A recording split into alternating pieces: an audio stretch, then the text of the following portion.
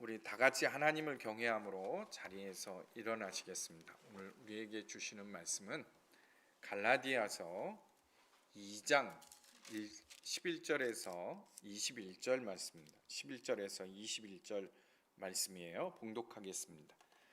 그런데 게바가 안디옥에 왔을 때 잘못한 일이 있어서 나는 얼굴을 마주보고 그를 나무랐습니다.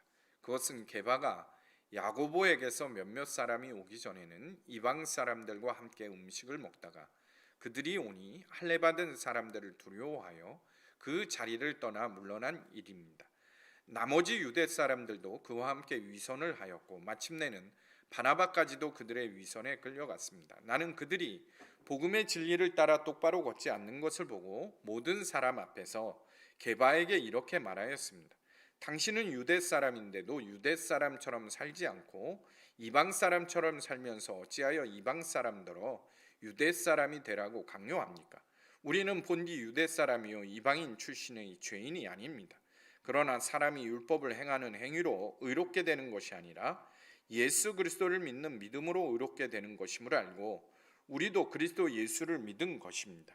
그것은 우리가 율법을 행하는 행위로가 아니라 그리스도를 믿는 믿음으로 의롭다고 하심을 받고자 하였던 것입니다. 율법의 행하는 행위로는 아무도 의롭게 될 수 없기 때문입니다. 우리가 그리스도 안에서 의롭다고 하심을 받으려고 하다가 우리가 죄인으로 드러난다면 그리스도는 우리로 하여금 죄를 짓게 하시는 분이라는 말입니까? 그럴 수 없습니다. 내가 헐어버린 것을 다시 세우면 나는 나 스스로를 범법자로 만드는 것입니다.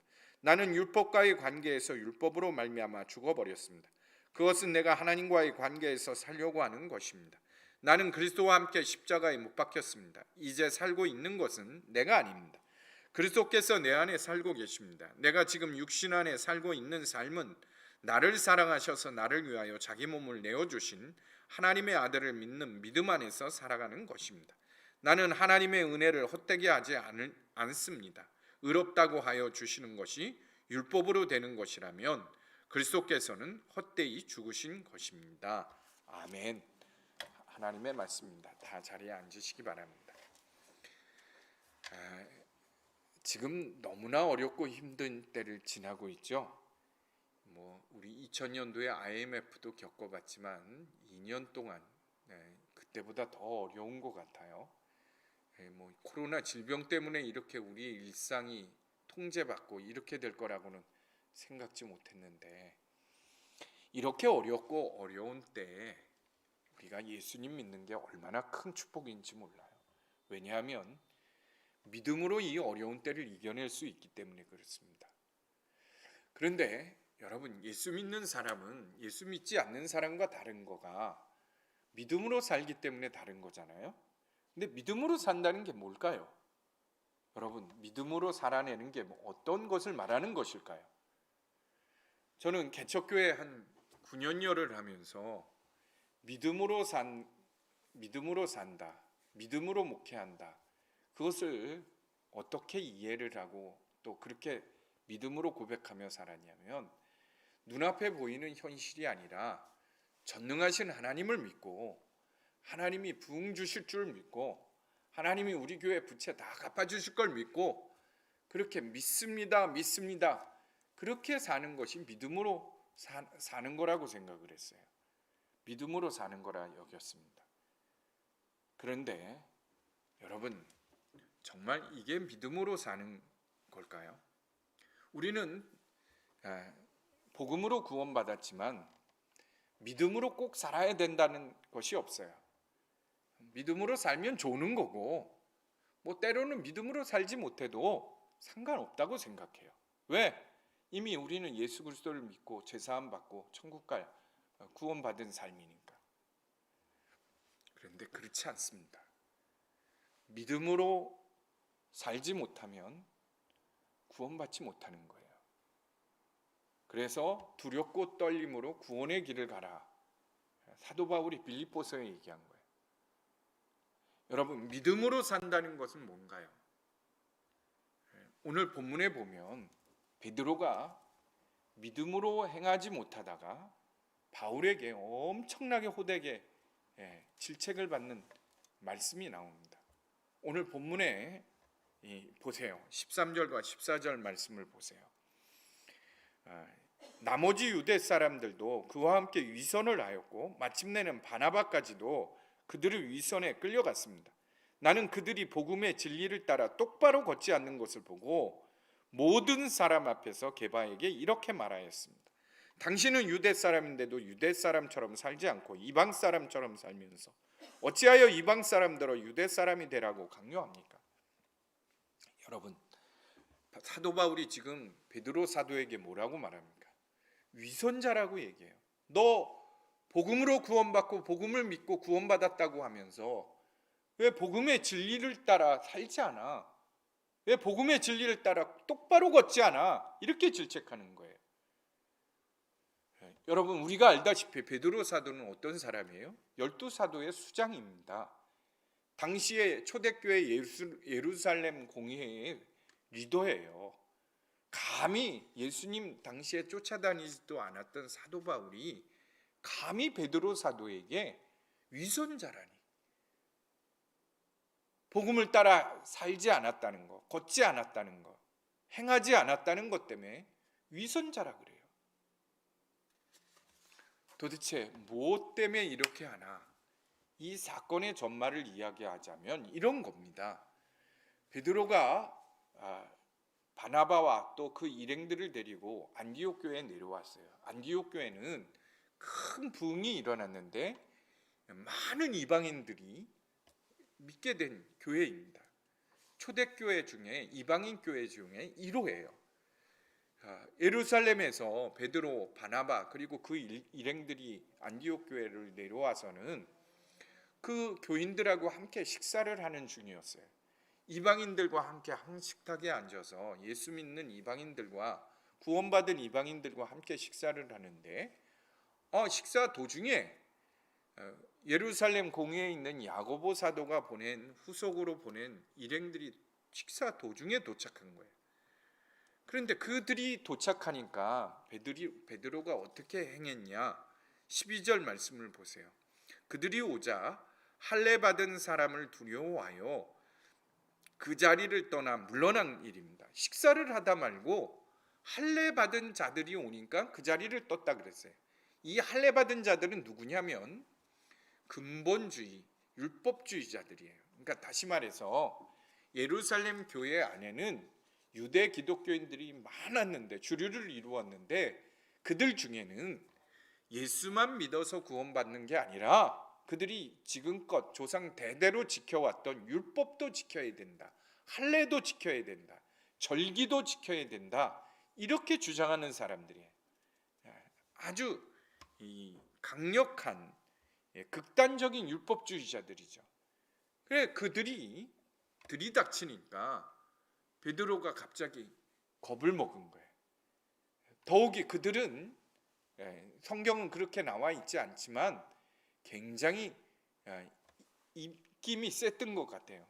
저들이 돌아가서는 베드로가 율법을 어겼어, 이방인들과 함께 앉아서 식사를 했어, 저 사람은 이제 지도자가 될 수 없어, 저런 사람이 어떻게 우리를 권면하고 우리의 사도가 돼서 우리를 가르칠 수 있겠어?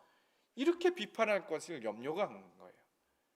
여러분, 유대인들의 율법에 의하면 이방인들과는 절대 같이 식사를 못하게 금했습니다. 이 중동 지역에, 특별히 유대인들에게 있어서는 식사가 굉장히 중요해요. 굉장히 친근한 거고 그냥 우리 밥 먹고 끝나는 게 아니라 그게 어떤 예식입니다. 그래서 예수님이 제자들하고 성경에 보면 굉장히 먹는 장면이 많이 나오잖아요. 많이 소개되잖아요. 이건 식사가 하나의 예식이기 때문에 그래요. 그런데 부정한 이방인하고 한 상에서 밥을 먹었다? 그건 율법을 어긴 거야. 그러다 보니 베드로가 겁이 나서 자리를 뜨게 되고, 그것을 지켜보던 동료들도 슬그머니 다 일어난 거. 베드로 사도도 일어나네. 우리도 빠지자. 그래서 나중에는 바나바도 일어나 나갔다는 거예요. 그러니까 바울 입장에서는 화가 나는 거예요. 아니, 함께 앉아서 식사하던 이방인들은 어떤 마음일까요? 아니, 예루살렘에서 내려온 초대교회 지도자가 뭐 저래? 아니, 저 사람들은 결국은 결국은 그거네. 우리는 이방인이야. 우리는 예루살렘 교회 다 같은 형제라고 얘기하지만 우리는 저들이 배척하는 거야. 차별이야. 상처받지 않겠어요? 식사하다 말고 일어나 나가니? 베드로 사도가 그렇게 일어나는 바나바, 베드로 사도를 향해서 이 위선자들아, 왜 복음의 진리를 따라 똑바로 걷지를 못하냐? 똑바로 행하지 못하냐? 왜 믿음으로 행하지 못하냐? 이 질책을 한 거예요. 여러분, 이미 초대교회 예루살렘 공의회는 바울의 건의로 이방의 구원을 공인했습니다. 이방인도 예수 믿으면 다 구원받아. 율법 지키지 않아도 된다. 이미 다 공회에서 결의를 했어요. 더욱이 그 결의를 할 때 가장 함께 동의해주고 힘을 실어준 사람이 누구입니까? 베드로예요. 사도행전에 보면 베드로가 도와줬다 그랬어요. 왜 그러냐? 사도행전 10장에 보면 이미 베드로는 고넬료 이방인 고넬료 백부장을 구원하는 사건을 체험했습니다. 우리가 잘 알다시피 고넬료 로마 군대의 백부장 이방인 고넬료는 하나님을 믿었는데 경건한 사람이었어요. 그가 기도 중에 천사를 보내 하나님이 이 고넬료에게 지시하기를 너 가서 요바에 있는 부두장이 시몬의 집에 머물고 있는 베드로라는 사람을 초청해서 말씀을 들어라. 그렇게 기도 중에 말씀하세요. 그래서 고넬료가 사람을 보냅니다. 마침 베드로도 그때 기도하고 있었는데 환상 중에 하늘에서 큰 네귀퉁이 상자 보자기가 내려오더니 그 안에 여러 짐승이 있는 거야. 근데 하나님이 말씀하시기를 저걸 잡아먹으라는 거예요. 근데 보니까 거기는 레위 율법으로 잡아먹을 수 없는 날짐승들, 닭, 뭐 이런 종류죠. 말굽이 없는 동물, 이런 동물들인 거예요. 그래서 베드로가 뭐라 그래요? 하나님, 나는 저 부정한 짐승을 먹을 수가 없습니다. 나는 한 번도 율법을 어긴 적이 없는데 저 부정한 동물을 먹을 수가 없습니다. 그러니까 하나님이 3번이나 먹으라 그러면서 뭐라 그러시냐? 넌 내가 거룩하게 했는데 네가 왜 부정하다고 하느냐? 내가 이미 저 동물 다 거룩하게 했어. 그러니 잔말 말고 먹으라는 거예요. 내가 왜 부정하다고 하느냐? 그걸 3번이나 들어요. 근데 그때 마침 고넬료가 보낸 사람들이 도착하고 그 사람들을 따라 이방인 집에 가요. 그러면서 깨닫게 돼요. 사도행전 10장 34절에 보면 그 집에 도착해서 베드로가 뭐라고 말하냐? 베드로가 입을 열어 말하였다. 나는 참으로 하나님께서는 사람을 외모로 가리지 않는 분이시고 그분을 두려워하여 의를 행하는 사람은 그 사람이 어느 민족에 속해 있든지 다 받아주신다는 것을 깨달았습니다. 이 사건을 통해 하나님이 이방인에게도 구원의 문을 열어주신다는 걸 분명히 체험합니다. 더욱이 고넬료 집안에서 복음을 전했더니 사도행전 10장 44절에서 48절에 보면 큰 부흥이 일어나요. 성령이 임하고 그 사람들이 말씀에 받고 방언이 터지고 하나님이 임재하시고 성령이 역사하시니 뭘 더 주저하겠느냐. 그리고 베드로가 직접 고넬료 가정 친척들 다 그 자리에서 세례를 주었습니다. 그들이 다 구원받았어요. 이런 체험까지 미리 하게 하신 하나님의 뜻이 어디에 있어요? 이방인도 예수만 믿으면 다 구원을 받는다. 초대교회의 교회의 문이 열리는 거예요. 이방인도 이제는 다 한형제고 한 자매인 겁니다. 그런데 그렇게까지 한 베드로가 안디옥 교회에 내려와서는 할례 받은 자들, 근본적인 율법주의자들이 오니까 그 사람들이 무서워서 두려워서 그 자리를 슬그머니 뜬 거예요. 그를 따라 그의 일행들이 다 뜬 겁니다. 베드로가 바울이 기가 막힌 거예요. 너희들이 예수 그리스도 복음을 믿고 구원을 받았어? 그러면 너희들이 믿은 예수 그리스도의 복음대로 복음을 따라 살아야지. 어떻게 그렇게 위선적인 자가 되냐? 믿음으로 살지 않냐? 그렇게 말하는 거예요. 여러분, 믿음으로 산다는 게 뭐죠? 사도 바울이 분명하게 말해요. 믿음으로 산다는 것은 복음을 믿고 우리가 구원을 받았잖아요. 복음의 진리를 믿고 구원을 받았잖아요. 그러면 복음의 진리를 따라 사는 게 믿음으로 사는 거지. 눈앞의 현실을 하나님이, 살아계신 하나님이 바꿔주실 것을 믿습니다. 그걸 믿고 사는 게 믿음으로 사는 거 아닙니다. 믿음으로 산다는 것은 어떤 상황과 어떤 사람을 만나도 복음의 진리를 따라 행하는 거예요. 복음의 진리를 따라 말하고 복음의 진리를 따라 어려움을 이겨내는 게 믿음으로 사는 거지.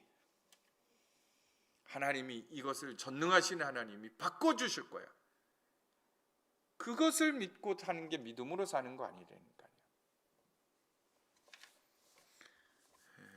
여러분, 베드로 사도는 이 복음을 몰라서 한 행위가 아닙니다. 그럴 리가 있습니까? 앞서서 말씀드린 대로 베드로는 이미 하나님의 계획하심 속에서 이방인도 다 하나님이 사랑하시고 구원해 주신다는 것을 체험한 거예요. 그런데 왜 이렇게 행할까?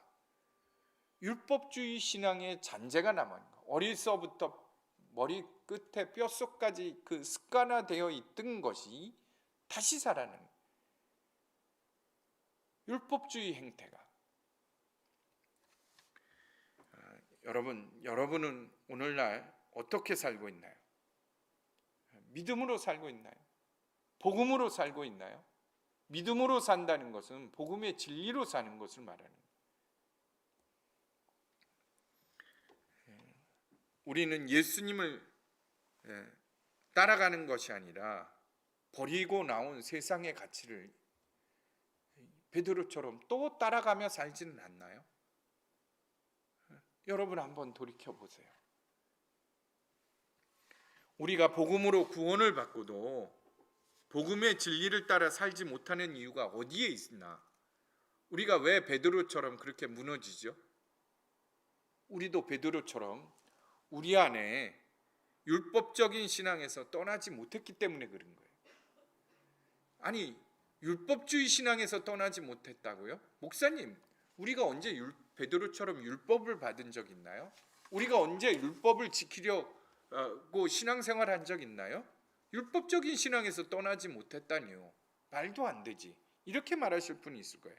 그런데 여러분, 복음으로 구원받은 이 복음의 진리를 율법주의자들처럼 지키려고 하는 거예요.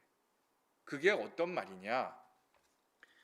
여러분, 신약 시대에는 예수 그리스도의 복음으로 구원을 받았지만 복음을 율법적으로 이해하고 믿는 거예요. 어떻게 그럴 수 있을까 싶지요. 저는 한때 복음주의라는 말, 에반젤리칼이라는 말을 참 좋아했어요. 그리고 나도 복음주의자야 이런 얘기를 참 많이 했습니다. 그런데 시간이 흘러서 지금 생각해 보면 복음주의라는 단어 자체가 우리 성도들에게 진정한 복음으로 사는데 장애가 될 수 있다, 이런 생각을 갖게 하더라고요. 그게 무슨 말이냐? 여러분, 복음주의라는 말은 15세기, 16세기 이탈리아에 있는 카톨릭 교회에서 일어난 운동입니다.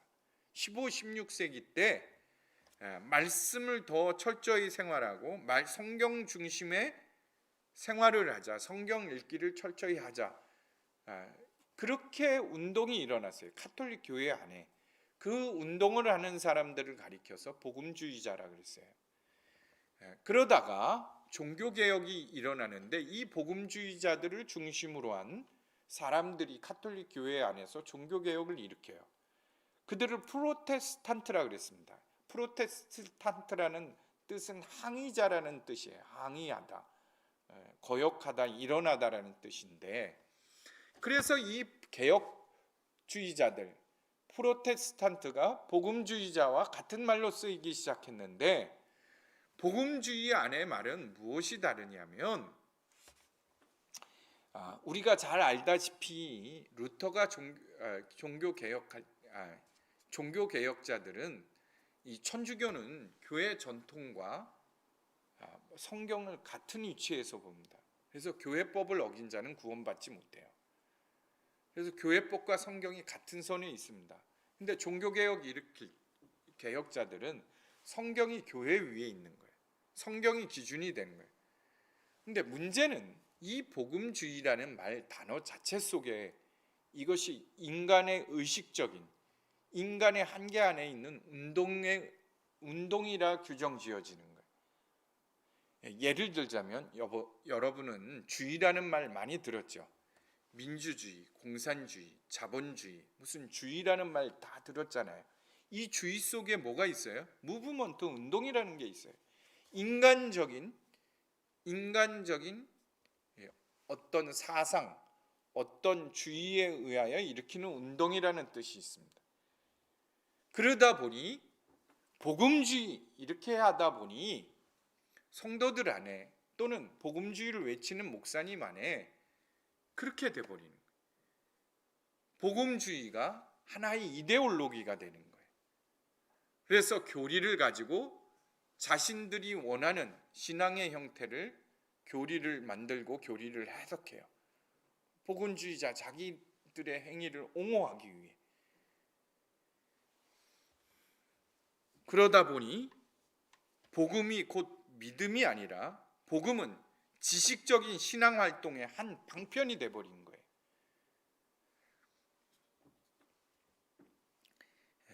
여러분, 이 복음주의 지금도 개신교회 안에는 이 복음주의 프로테스트 안에도 여러 종파로 나뉩니다.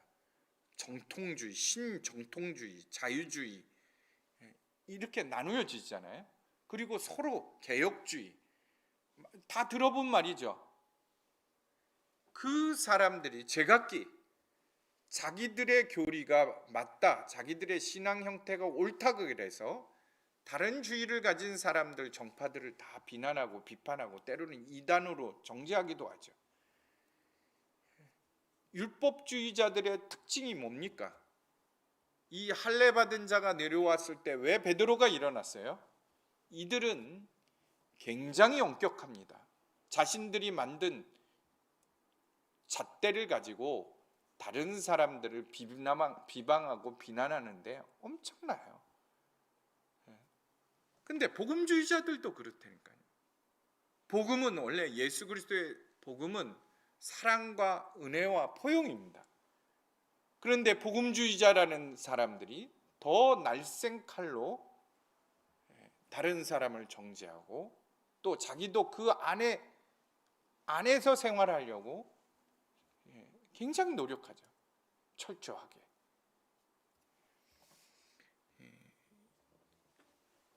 여러분 보세요. 80년대 이후 한국 교회 안에 제자훈련의 붕이 일어났습니다. 뭐 교회마다 제자훈련 없는 교회가 없잖아요. 아이러니한 것은 그렇게 80년대부터 일어난 제자훈련이 일어났는데 한국 교회는 더 위기로 갔다는 거예요. 오히려 세상으로부터 더 비난을 받았어요. 제자훈련을 통해 내가 뭘 믿는지 무엇이 믿음인지는 분명하게 알았어요. 내가 어떻게 행해야 되는지 믿음으로 복음으로 산다는 게 어떤 것까지도 알았어요. 그런데 실제로 성도들은 어땠지요? 삶은 어땠습니까? 그냥 지식 운동으로 끝나버린 거예요. 복음이 마치 성도들의 믿음과 행실을 복음이 아닌 것처럼 여기게 만든 거예요. 여러분, 이동원 목사님이 한 10여 년 전에 관상기도를 개신교 안으로 접목시켜요. 왜냐하면 미국에 이미 개신교 안에 복음주의 교회들 안에는 관상기도를 다 어느 교회든지 다 하고 있어요. 근데 한국 교회 그 관상기도를 가지고 들어왔더니 난리가 났어요. 이단이다. 그래서 결국 2년 만에 다 내려놓는 성명서를 발표했어요. 그 뒤에 칼럼을 쓰셨는데 이 이동원 원로 목사님이 뭐라고 썼냐면 한국의 복음주의는 변형된 편협한 복음주의다. 서구 복음주의와 다르다. 이렇게 했어요. 왜냐? 원래 서구의 복음주의는 사랑, 은혜, 포용, 자유로움이 있는데 한국 복음주의는 거의 율법주의자들과 같다는 거예요. 너무 편협하고 너무 엄격하다는 거예요. 다른 사람에 대해 너무 쉽게 이단 정죄를 하고 비판한다. 여러분, 이 복음은 결코 지식적인 신앙 활동의 한 방편이 아니라 복음은 곧 우리의 믿음이고 우리는 그 복음의 믿음으로 사는 사람들, 예수 그리스도의 믿음으로 사는 사람들. 무엇보다도 은혜로 구원을 받는다, 믿음으로 구원받는다는 것을 교리적으로 강조하다 보니까 행위에 대해서는 행위를 강조하는 것은 마치 잘못된 것처럼 오인이 되어버렸어요. 그래서 저도 새가족 양육할 때 보면 우리는 행위로 구원을 받는 게 아니라 믿음으로 구원받는다. 그래서 믿음으로 구원받는 것은 행위와는 전혀 무관한 것처럼 얘기를 해버리는 거예요. 그러나 여러분 보세요.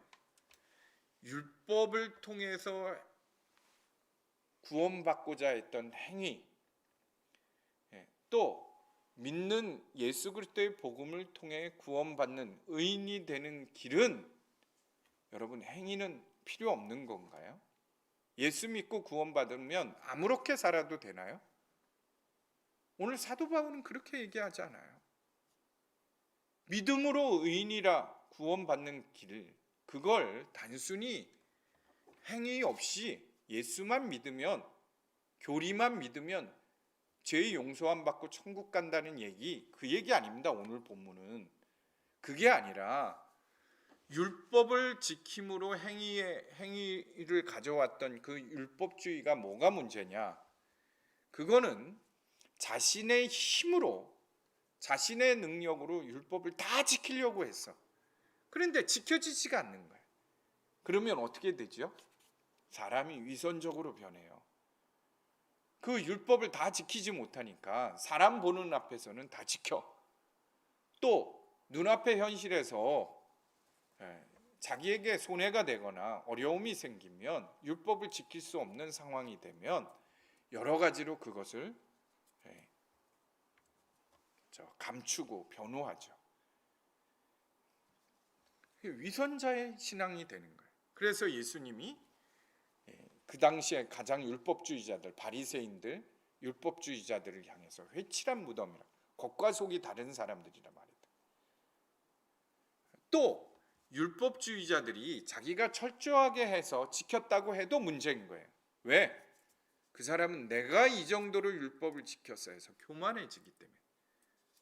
바로 바울 되기 전 사울이 그런 사람이죠. 바리새인 중에 바리새인이라는 칭호를 얻을 정도로 율법을 철저히 지켰어. 그런데 그렇게 지키니까 누가 높아져요? 내가 교만해진 거야. 다른 사람 가차없어. 너 율법 안 지켜? 잡아 치워넣어. 돌로 쳐 죽여. 그래서 스테반 죽이는데도 사울이 서 있었던 거예요.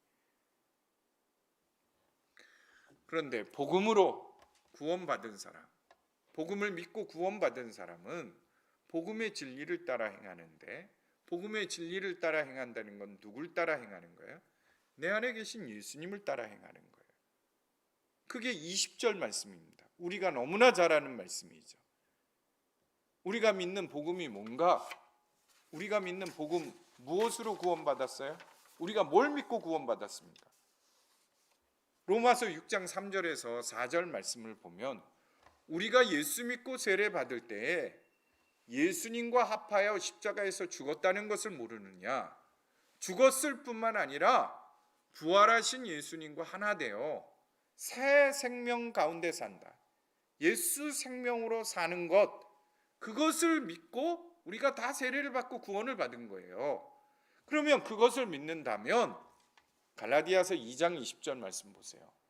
율법으로서는 구원을 받지 못하지만 예수 믿는 믿음으로는 의인이라 칭함을 받고 구원을 받는다. 그리고는 갈라디아서 2장 20절이 되는 거예요.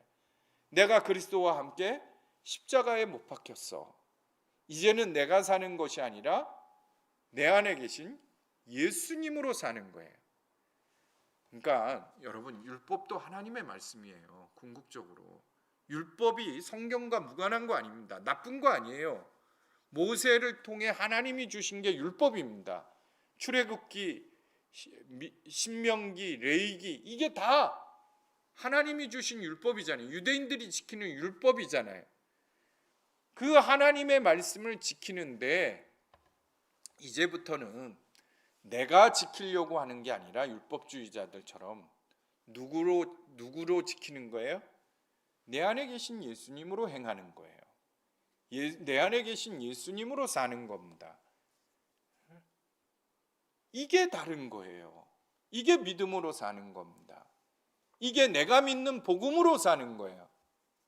내 안에 계신 예수님, 새 생명으로 예수님으로 사는 것, 그걸 믿고 예수님을 따라가는 것, 그게 믿음으로 사는 거라니까요. 그저 저 얘기를 빌리자면 우리 교회 부흥 주실 것을 믿습니다. 20억 빚 문제 해결해 주실 것을 믿습니다. 이게 믿음으로 사는 게 아니라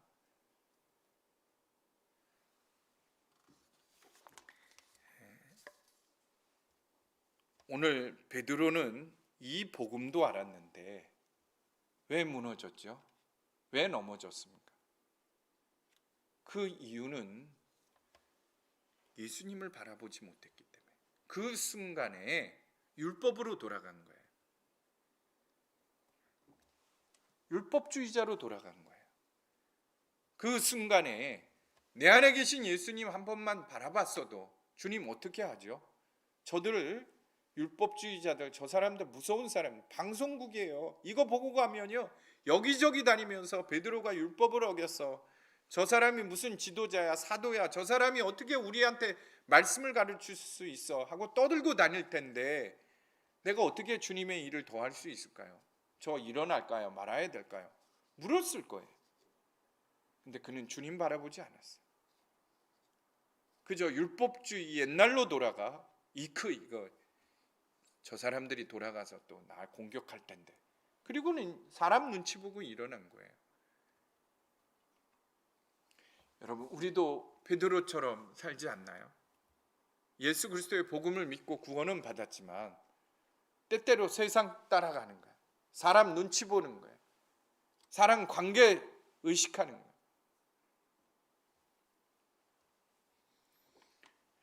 여러분은 어디 가서도 나 교회 다니는 사람이야 자신 있게 얘기해요. 그러면 그 사람들 앞에 나는 죽었고 내 안에 계신 예수님으로 살아, 그 얘기 자신 있게 할 수 있나요? 요즘 제가 제일 힘든 게 뭐냐면 우리 아이들 양육하는 거예요. 거의 매일 큰 소리가 나요. 저희 아내하고 우리 애들하고 아이들끼리 큰 소리나 싸우고, 야 이게 해답이 없는 거야. 막 이제 시켜도 안 하고. 어떤 젊은 목사가 결혼하기 전에는 자녀 양육의 법칙이라는 걸로 강의를 했대요. 엄청 인기가 있었대요. 사람들이 정말 명강이라 그랬대요. 결혼해서 자식을 낳고는 제목을 뭐라고 바꿨나? 자녀 양육을 위한 제한, 법칙이라 그러지 않고 그저 내가 한 가지 제안한다 이렇게 바꾸더래요. 그러더니 아이들이 10대가 넘어가니까 그 다음부터는 그 강의 안 하더래요. 왜 그 강의 안 하냐니까 이젠 자신이 없다. 여러분, 우리 가정에서도 자녀를 향해서도 다 똑같아요. 왜 자녀를 양육할 때는 복음의 진리를 따라 하지 않나요? 아이들 앞에서 분노하고 화내고 내 자존심 세우고, 왜 아내 사랑하고 가족에 사는 것도 교회에서도 직장에서도 이 복음의 진리를 따라 살지 않고 베드로처럼 그저 세상 눈치 보고 세상 원리를 따라 살려 합니다.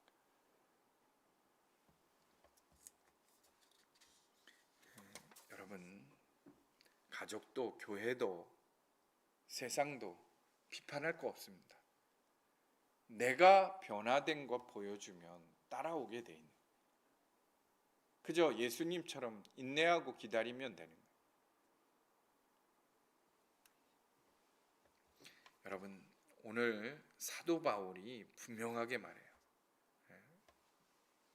나는 그리스도와 함께 십자가에서 못 박혀 죽었고, 야 베드로, 바나바, 뭐가 복음의 진리를 따라 사는 건지 알아? 내가 진짜 복음을 믿고 구원을 받았다면 믿음으로 살아야지. 그 믿음으로 살아야지. 왜 옛 신앙으로 돌아가? 나는 예수 그리스도와 함께 십자가에 못 박혀 죽었어. 그리고 이제는 내가 사는 것이 아니라 내 안에 계신 예수님으로 사는 거야. 하나님의 영광을 위해. 영적으로 큰 영향력을 끼친 앤드류 머레이라는 목사님이 나를 버려야 예수가 산다는 책에서 이같이 말했어요.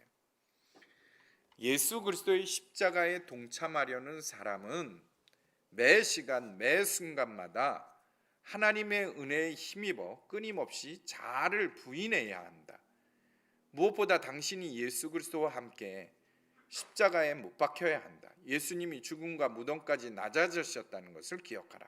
끝까지 주님을 따라 자아의 죽음에 이를 때에 우리에게 구원과 생명이 있을 것이다.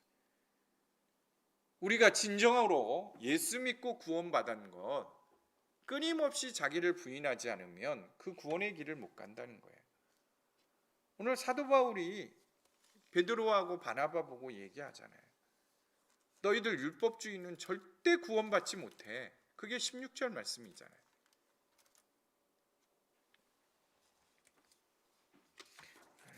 우리 1869년에 태어나서 1944년에 돌아가신 목사님 최봉성 목사님이 계세요. 아마 최건능 목사님은 들어보셨을 거예요. 아니면 예수천당 불신지옥이라는 말은 들어보셨죠. 예수천당 불신지옥이라는 전도 용어를 만들어낸 사람이 이 최봉성 목사님이고, 이 목사님에게 엄청난 예수의 능력이 나타났어요. 부흥 강사이셨거든요. 가는 곳마다 하나님 예수님의 놀라운 일들이 일어났어요. 치유의 역사가. 그래서 최건능 목사예요. 근데 이 목사님이 신사참배를 반대하다가 옥에 갇혔습니다. 일본 형사로부터 모진 고문을 맞았어요. 매를 맞았어요. 실신하고 의식이 없을 때까지 신사 거부 참배 거부하는 거 돌이킬 때까지 때리는 거죠. 감옥에 갇혀서. 그런데 그 목사님이 그렇게 맞아서 의식이 없는데도 예수 그러는 거예요. 그러니까 형사가 기가 막힌 거예요. 의식이 깨어난 다음에, 아니 너는 어떻게 해?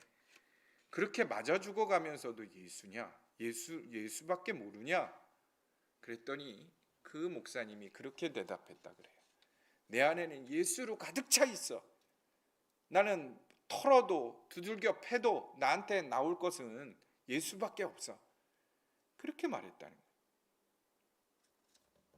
우리는 정말 온전히 복음으로 구원받은 사람이라면 당연한 거예요. 어렵고 힘든 일, 정말 죽음과 같은 현실 앞에서도 우리가 오직 고백해야 할 것은 예수예요. 나는 죽고 예수로 살아.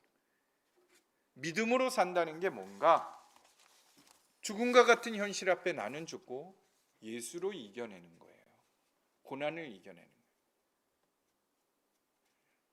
그게 믿음으로 사는 겁니다.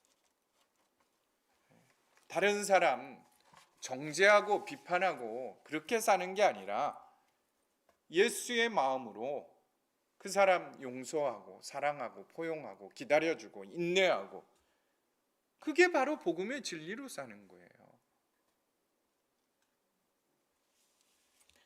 우리가 오늘 주신 말씀을 따라 분명하게 깨달았으면 해요. 교리적인 신앙에서 남 정죄하고 비판하는 신앙에서 나오세요.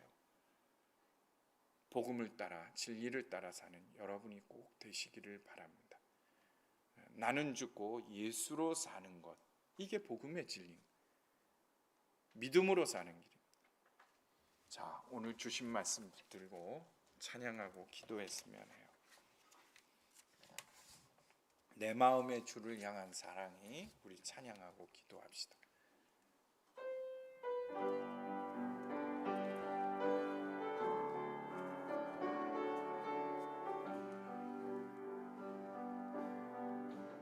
내 마음에 주를 향한 사랑이 나의 말에 주가 주신 진리로 나의 눈에 주의 눈물 채워주소서.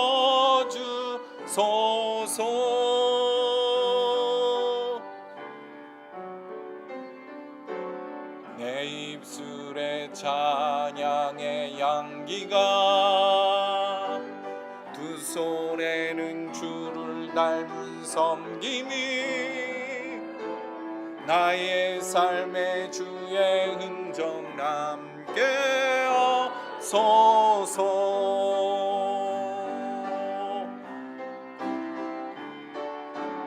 하나님의 사랑이 영원히 함께하리. 십자가의 길을 걷는 자에게 순교자의 삶을 사는 이에게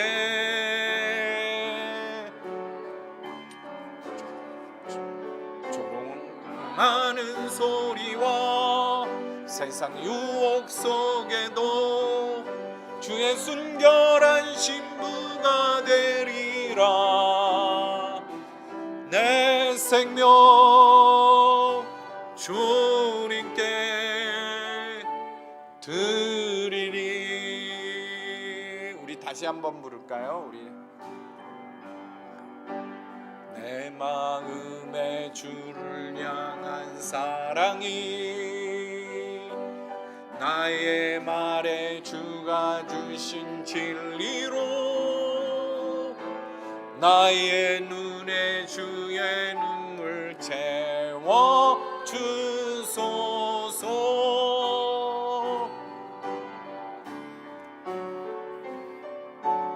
내 입술에 찬양의 향기가 두 손에는 주를 닮은 섬김이 나의 삶에 주의 흔적 남게 하소서.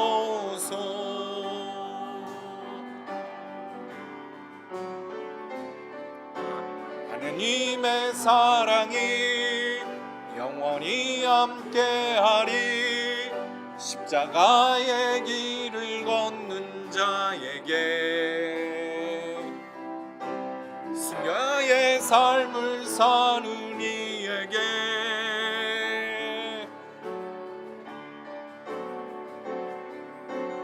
전하는 소리와 세상 유혹 속에도 주의 순결한 신부가 되리라. 내 생명 주님께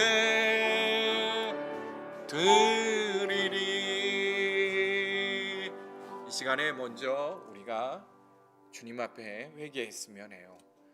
믿음으로 살지 못한 것 죄라고 생각지 않았습니다. 믿음으로 살면 좋은 거고 구원과 상관없다고 생각을 했는데 오늘 말씀을 통해 베드로가 아주 위선자이며 율법주의적인 그런 행태는 믿음으로 살지 못하는 것은 구원받지 못한다 분명히 말해요.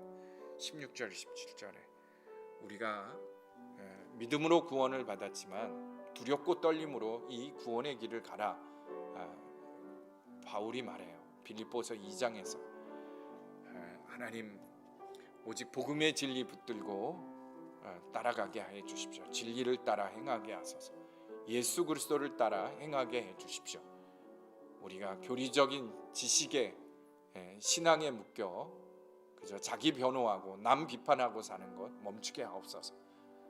그리스도의 사랑으로 은혜로 포용하고 섬기며 나는 죽었고 예수로 사랑하고 섬기며 용서하고 살아가는 우리가 되게 하옵소서. 내가 죽음으로 가정이 살아나고 교회가 살아나고 직장이 살아나고 이 민족이 살아나는 것을 보게 하옵소서. 간절히 기도합시다. 기도하겠습니다. 하나님 아버지 감사합니다. 오늘 말씀을 통해 깨닫게 하시고 주님 앞에 엎드리게 하시니 감사합니다. 오늘 회개하는 성도님들마다 주여 역사하소서. 주님을 정말 인격적으로 만나게 하여 주십시오. 그리스도를 만나게 하소서. 복음의 진리 가운데 서게 하소서. 주님의 약속 가운데 서는 성도들 되게 하여 주십시오. 한 성도 한 성도를 붙들어 주소서. 하나님 붙들어 주옵소서. 주여 역사하소서. 아버지 붙들어 주시옵소서. 또 한 사람 한 사람을 일으키시고 붙들어 주소서. 주의 진리 가운데 주의 약속 가운데서는 성도 되게 하여 주옵소서. 하나님 붙들어 주십시오. 성령님 역사하여 주십시오. 어렵고 힘든 때 믿음으로 살아내고 믿음으로 이겨내게 하소서. 복음의 진리를 따라 살게 하여 주십시오. 주님 역사하여 주십시오. 거룩하신 하나님 감사합니다. 주께서 붙들어 주시고 그리스도를 만나는 역사, 믿음의 역사 주실 줄로 믿습니다. 아버지 붙들어 주소서. 성령님이 역사하여 주소서. 거룩하신 하나님 감사합니다. 예수 그리스도의 이름으로 기도합니다. 아멘. 주여 붙드소서. 주여 역사. 살아계시고 역사하시는 하나님, 우리가 복음의 진리로 구원을 받았고 복음을 믿는 믿음을 따라 살기를 원합니다. 우리가 베드로처럼 옛 과거로 돌아가 세상을 쫓고 그저 나 여전히 나 붙들고 무너지지 않게 하여 주십시오. 우리 가족을 향해서, 자녀를 향해서, 또 직장에서도 나는 죽었음을 고백하게 하시고 내 안에 계신 예수님으로 끝까지 인내하고 사랑하고 용서하고 그들을 섬기며 직장을 살려내고 가정을 살려내고 교회를 살려내는 하나님의 사람들이 되게 하여 주옵소서. 주님, 오늘 다시 우리가 회복합니다.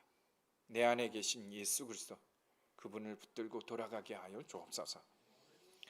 주님, 오늘 예배하며 또 우리가 하나님 앞에 예물을 바칩니다. 11조 헌금을, 감사 헌금을, 또 교회 건축 헌금과 선교 헌금, 주일 헌금을 하나님 앞에 올려드리는 성도들 하나님 기억하여 주십시오. 축복하여 주십시오. 매우 세상이 혼란스럽고 어려운 때 물질 때문에 시험 드는 일 없게 하여 주시고 하나님 채워주시는 물질로 하나님 나라와 이웃들을 섬길 수 있도록 우리의 마음도 심령도 열어주옵소서. 강팍한 때에 주변 사람들에게 희망과 소망과 복음을 전할 뿐만 아니라 물질적으로도 그들에게 베풀 수 있도록 우리를 채워 주시옵소서. 오늘 나온 성도들, 몸이 불편한 성도들도 다 치유해 주십시오. 고통이 떠나가게 하시고 육신의 모든 병마가 떠나가게 하소서. 우리 가족들도 다 건강케 하옵소서. 치유의 하나님인 것을 믿습니다. 주님이 한 주 동안 사는 동안 내 안에 계신 예수님으로 어떤 어려움도 다 이겨내게 하시고 근심과 두려움이 밀려올 때마다 이미 승리하시고 부활하셔서 내 안에 와 계신 예수 그리스도 주님으로 이기게 하여 주옵소서.